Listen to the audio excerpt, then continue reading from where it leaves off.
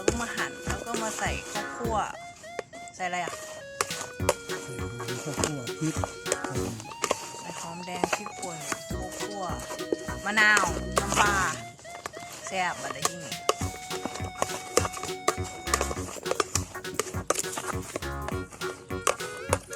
มะนาวจากต้น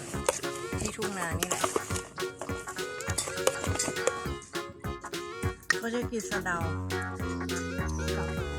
มันเรียกว่าอะไรยายอ๋อใส่หอมใส่ต้นหอมไป